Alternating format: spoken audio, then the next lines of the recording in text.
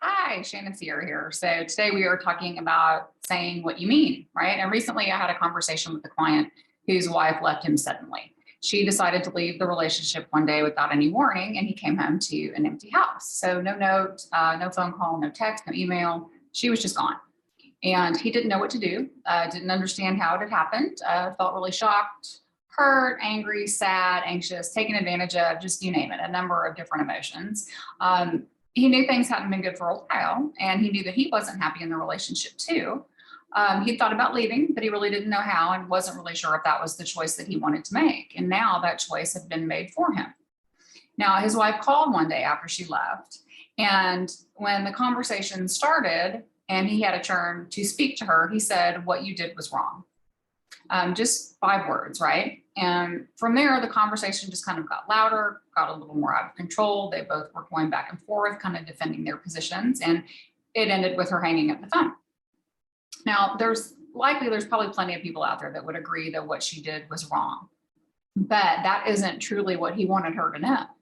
He thought he had said exactly what he meant. He was hurt and angry and felt betrayed. So he told her that what she did was wrong. And he said, now she knows how I feel. Except she doesn't. All she heard is that she is wrong. So she responded by defending herself. She didn't hear that he was hurt and betrayed because he didn't actually say that.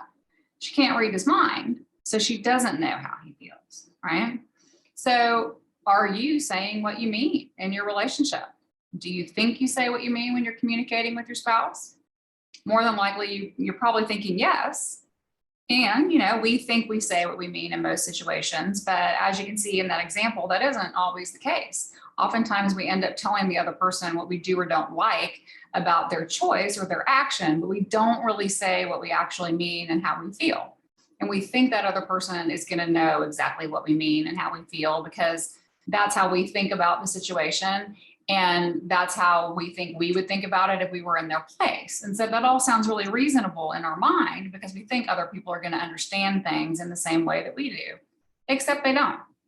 So communication is not something that we're taught. And most of the time we are doing the best we can with our limited tools. So we have to learn to really communicate what we feel so other people can really know us and know our experience. So if you're ready to change the way you communicate and discover if you can reconnect with your spouse and make your marriage feel good again, I'm here for you. All my best.